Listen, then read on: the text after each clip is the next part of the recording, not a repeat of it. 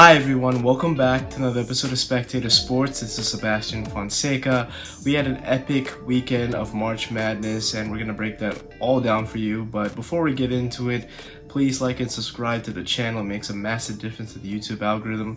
Take a look at our Instagram and TikTok pages, and for my Spotify listeners, if you could give us a 5-star review, it would be greatly appreciated. All links are in the description. Kim Mulkey came back to her home state of Louisiana. She's known for winning a championship with Louisiana Tech back in her college hoop days, and she spent a great deal of time over in Baylor, winning 3 national championships there, leading major talents like Brittany Griner, for example. She came back to Louisiana to coach the LSU Tigers. And yeah, by her standards, last year was a bit of a down year for Kim Mulkey and her team, but of course, you know, when you're transitioning between programs, there's adjustments and everything else in between, but this year, the program lifted to new heights. On Sunday, she became the first head coach to coach 2 different programs in women's college basketball and win the national championship. Early on, Angel Reese had to sit out for the remainder of the first half due to foul trouble, and they had to turn to backup guard Jasmine Carson, and she hit Iowa with a flurry of threes. She had 21 points in the first half and finished the game with 23. Very impressive. I mean, she took some deep 3-pointers right in the shooter's pocket and let it rip.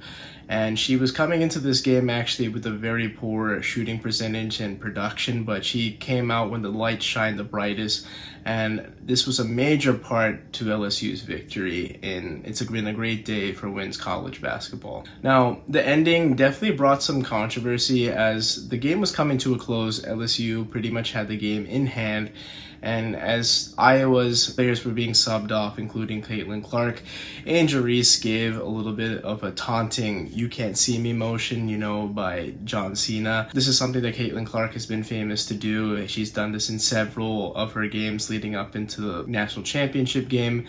She's also waved off players that she knows can't shoot from deep.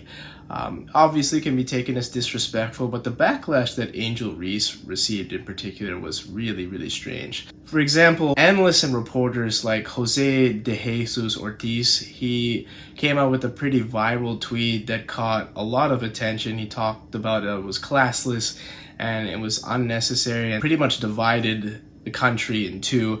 There are people on the side of Caitlin Clark that were saying that this was a little bit over the top and classless, like how this reporter said, and there were other people saying that this was just players going back and forth. This is taunting, this is trash talk.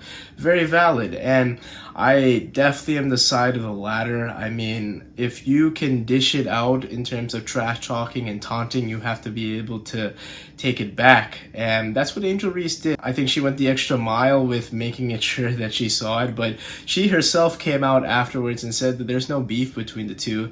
Caitlin Clark also said she didn't take offense to it. I don't even think she really noticed what was going on in the moment. She didn't immediately react to it, and since then in countless interviews she's also voiced that she supports that motion by Angel Reese, and I think that really squashes whatever beef America is trying to put between the two. It's just very strange that we have 2 different standards for 2 different players. I understand Caitlin Clark is a superstar, but it wasn't her day and it wasn't her team's day. It was LSU's day.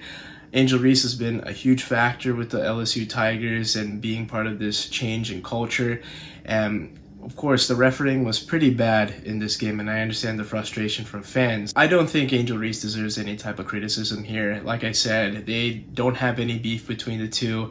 And to further highlight on this, we've seen, in the men's side at least, we've seen jawing back and forth. A lot of players are going back and forth with the whole too small motion. We've seen players mock celebrations of other superstar players, like we've seen Damian Lillard's Dame Time celebration get mocked and scrutinized. And then Emmanuel Acho came out with an awesome thread on Twitter.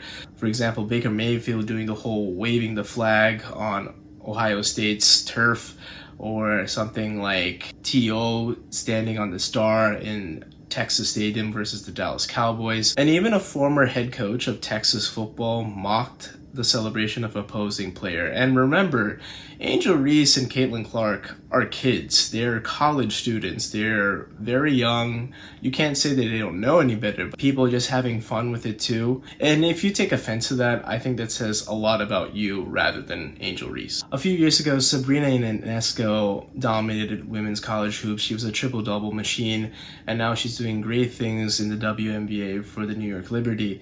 And this year, we've seen the rise of Caitlin Clark. Last year, she came onto the national side, showing up with deep threes and being a scoring machine. But this year, she's kind of evolved into being a highly potent scorer, especially from outside, and being a distributor of the ball as well. In the Elite Eight game against Louisville, she had the first 30-point and then later 40-point triple-double in NCAA history in March Madness. And this is the first time anyone's done that in men's or women's. Very impressive. I mean, she is shooting three-pointers from NBA range. I'm talking about the men's game, 25 feet away. And I cannot believe she's been able to take the country by storm. I mean, herself and her impact in women's herself and her impact has already changed how the public views women's college basketball. On Sunday, 9.9 million people watched the women's title game between LSU and Iowa, and this was the most watched women's college basketball game in history, shattering records from years past, mainly because we all wanted to see Caitlin Clark. Obviously, her Hawkeyes didn't win the game, but leading up to it though, she had phenomenal performances, like I said, against Louisville and then later against the nation's leading South Carolina Gamecocks. And entering that game, they were undefeated. They were riding a 41-game win streak dating back to last season, and they had Aaliyah Boston, who is the Defensive Player of the Year. It was a tough task, but again, this was a huge win for women's college basketball where a single player beat one of the best teams or all-round teams in the entire nation. Now, they seem to have run out of gas, and she got a little frustrated. I mean, LSU had some physicality, and they were able to take it to her.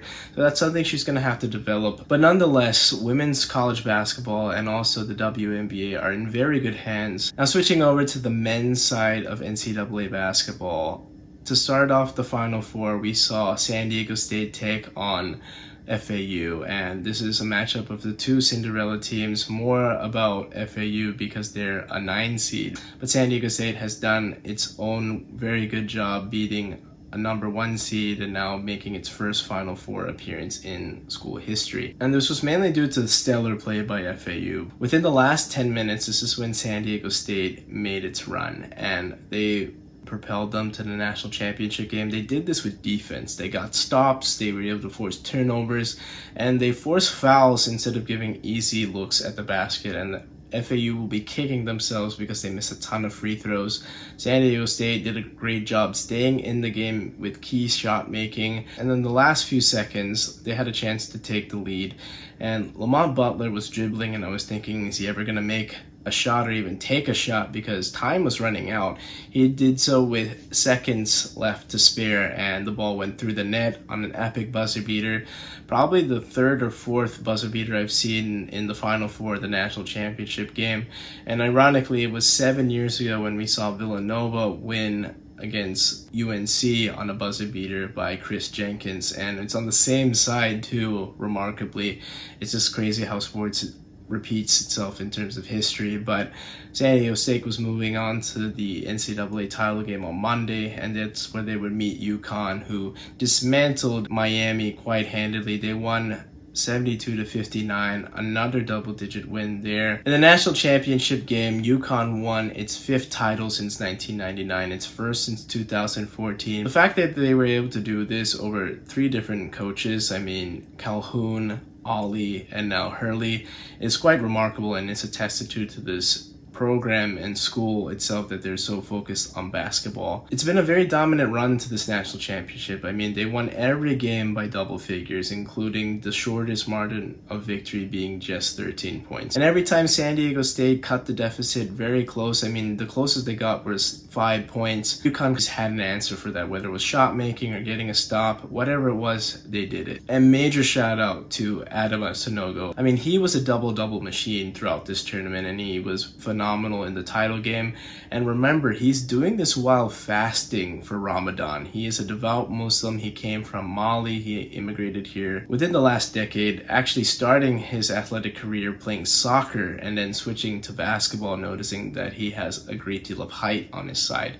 And it's been great for him. I mean, he's an NCAA champion, and I'm not sure he'll be coming back to the Yukon Huskies, but major credit to Songo. With the Huskies winning this latest championship, they are now amongst the nation's blue blood programs for college basketball. We have some huge news from the English Premier League. Tottenham fires their manager Antonio Conte, and Chelsea fires Graham Potter. The Spurs flamed out in the Champions League round of 16 against AC Milan, and with that loss it cements another trophyless season, with them tied with Manchester United and Newcastle in terms of points. But the problem is that Newcastle and Man U actually have 2 games in hand each, so I'm pretty sure that they won't be able to finish top 4 and they won't be returning to Champions League anytime soon. Chelsea, it seems like a merciful end to Graham Potter's tenure with Chelsea. It just didn't seem like it was going to work from the jump.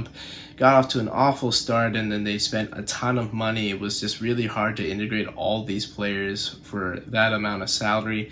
And of course, that loan army is going to be coming back to reap the benefits. We don't know who's staying or who's going. And just now they drew against Liverpool, so that's a positive result, but they're still on the bottom 10 of the 20 teams playing in the Premier League this season. With an upcoming matchup against defending champions Real Madrid in Champions League, I expect Madrid to wipe the floor in both legs and put Chelsea out of their misery. I've always been against the Tuchel firing, and now he's been picked up by Bayern Munich, and it seems that Chelsea could be hiring his predecessor at Bayern Munich, Julian Nagelsmann. So it's not confirmed just yet. These are just reports. They have a ton of other prospects as well, but it doesn't really matter. I think it's best just to have an interim manager end the season and then figure out what the roster is and then find the manager in the summer, because I don't think any of these managers are really going anywhere this late in the season. With Chelsea backed into a corner, I'm really interested to see what Todd Bowley will do for these tough time aheads for the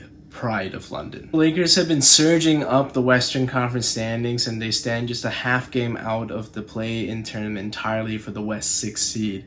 And it's been a very good week for the Los Angeles Lakers. After a loss to the Chicago Bulls on Sunday, they picked up 3 consecutive wins, all on the road, including against the Chicago Bulls, the Minnesota Timberwolves, and then the Houston Rockets. Big credit to Anthony Davis, who's really picked up his play. He won Player of the Week for the Western Conference. If this is the Lakers team that we're going to be seeing in the postseason, if they finish off the deal, it's going to be a very tough out for any of their opposition. This is mainly due to them trading away older players who just cannot defend for younger players who can defend and also can shoot. Their shooting numbers have greatly improved, and their defensive rating has taken a skyrocket since the trade deadline. With them right now at the 7th seed, they have a great chance to get out of the play-in tournament entirely, like I said before. But even if they hold on to that 7th spot, I think they have a great shot to make some noise in the first round. So that's it for this episode of Spectator Sports. As always, thank you so much for tuning in.